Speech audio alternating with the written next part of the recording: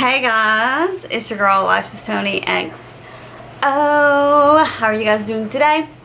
So today I'm doing a tag video. I haven't done one of these in a hot minute, but I thought it'd be fun. So come on in, let's play this game. Let's do this together. So this is actually a Project Pan tag.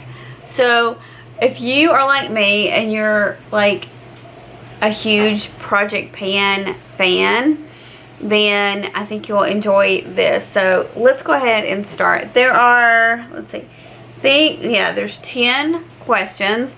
I'll put them down in the description in case you guys want to play along as well.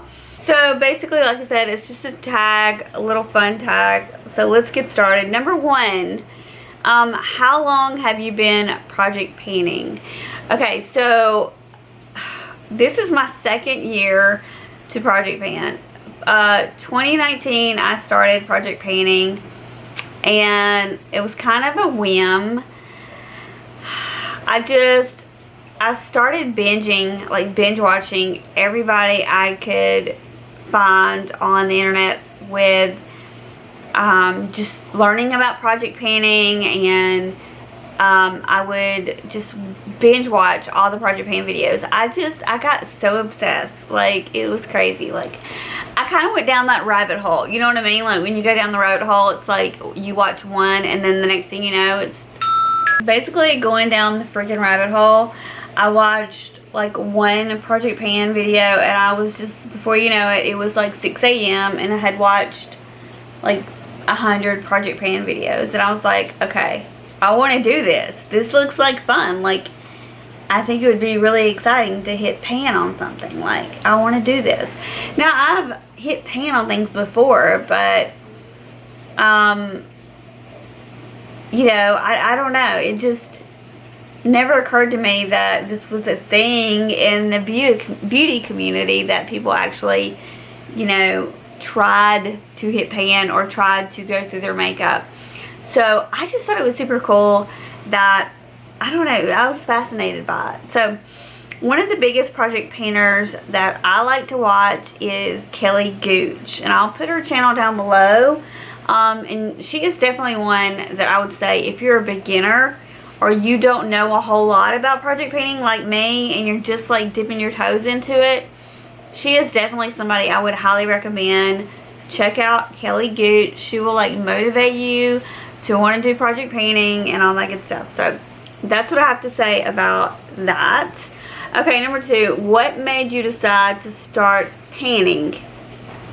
So like I said, I just kind of went down through like the rabbit hole, if you will, and just watched so many project painting videos. Kelly Gooch kind of sucked me in, and she really broke it down and explained, like, you know, the different ways to project pan, or that you can do rolling, you could do just like a simple one, you can make it more challenging, you can make it more easy, and you could do like a year-long project pan. There's so many different ones that you could do. You could do a graveyard project pan.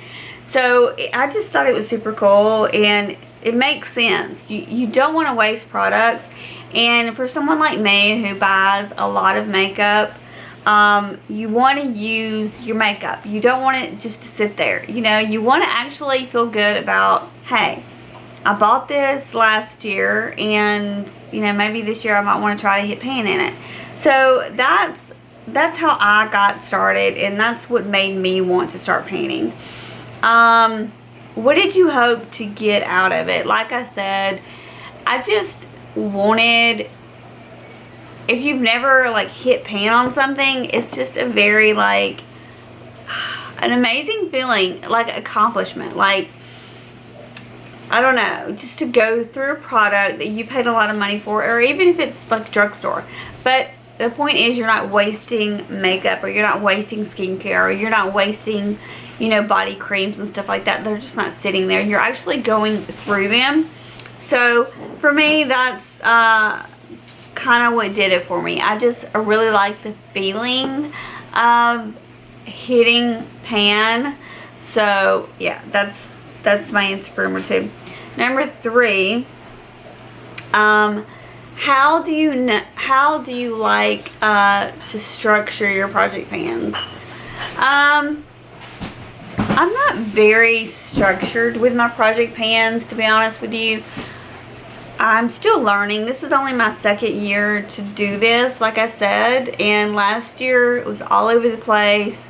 I feel like I'm getting better, but I wouldn't say I'm structured. So for structure, I would say, you know, definitely try to pick things that you know you're going to want to use, because when I first started this, like last year, I picked things that I didn't really care about using, that I just wanted out of my collection or something like that, and you're not going to want to use it. It's going to be like a chore. So I would say definitely you want to pick products that you're excited to use, that you want to finish up. So that would be one structure, like pick things that you want to use. Number two, I would say definitely try to do an update. For me, the more updates I do, the more like I won't forget about it. So definitely do like monthly or every other month updates. Last year I did them quarterly, and I just kind of like would forget about it and just be like, but this year I'm trying to remember to do it either every month or every other month. I think I've been doing it more every other month, but just remember to do your updates.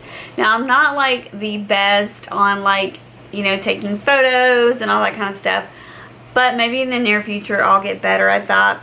Another tip I would say for like structure, the way I like to do my project pan stuff is I keep all my project pan stuff up front. So that is the first makeup I see, is all my project pan stuff, so I don't forget. And I also put a little mark on them or something like that, so I'll know that is my project pan stuff. And I have like a certain drawer that I keep all that in there, and that I can see it right away, and then I'll know I need to use this. You know, you need to use these products if you're going to do a year-long one like I do. You need to remind yourself to use them frequently. So that's how I would say to structure your project pan.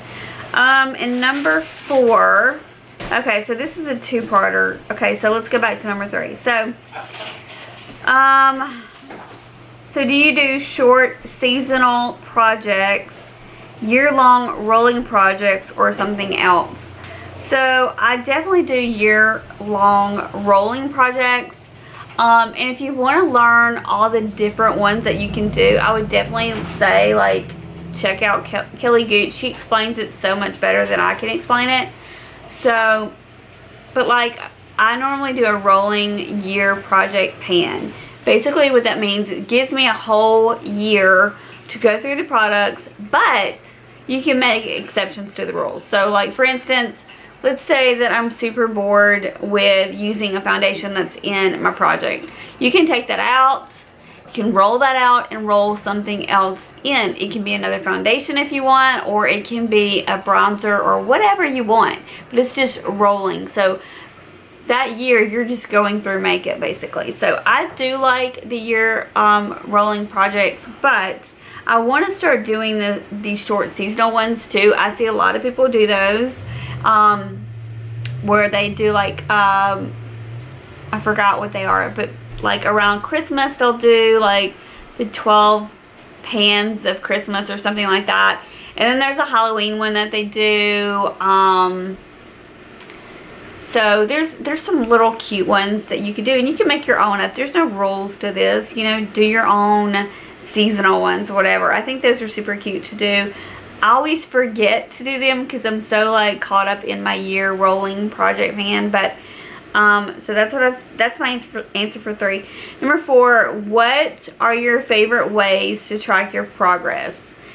Personally, I just like to mark it with a black permanent marker, and I like to pick products where you can see the progress. I can see the progress I don't have to take before, like, each month. I don't have to take photos. Like, I'm not that deeply into project panning where I'm going to take photos every month. I'm not there yet. But if you have like a, for instance, I'll just show you this.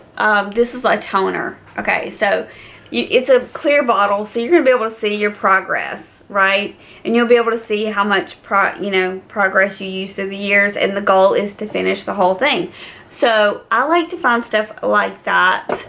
Or for instance, this Glam Glow one, like you can totally see my progress in this. Like I'm almost done with that. So stuff like that I like to do. Or if it's I don't know, if it's something like a foundation, you can mark it, or some type of hair product or something like that, you can mark it, or a perfume with a black permanent marker, and you can keep, to see your progress that way, and you don't have to do monthly photos. I can never remember to do monthly photos. It's just not my thing.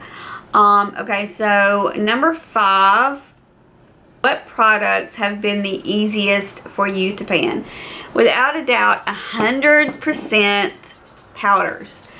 Last year was my first year to do project painting, and I know I at least went through 3 of those suckers. I just finished, I don't know if this is going to go up first, but this will be a spoiler alert. I just finished another powder in my 2020 project pan. So powders I go through like crazy. I would say the second thing would be primers. I go through primers and powders the most. To me, they're the easiest to get through. I would say the hardest ones are definitely like highlighters, blushes, bronzers, and stuff like that are in powder form. Like, in a compact. I feel like those are a lot harder to hit pan on and stuff like that. Oh, and that was the next question. The hardest. Okay, so I would say the hardest to hit pan on would be a lipstick would be really hard to hit pan on. Lipsticks take forever. Maybe a lip gloss might be easy, but I feel like a lipstick would take forever. I do have a lipstick actually in my project pan. I had one last year. Didn't finish it. I'm hoping to finish this year's. Let me think. Another hard one. So like I said, definitely foundations, because you have to continue to use it over and over and over again. And I don't know about you, but I get bored using the same foundation over and over again, so I like to switch it up.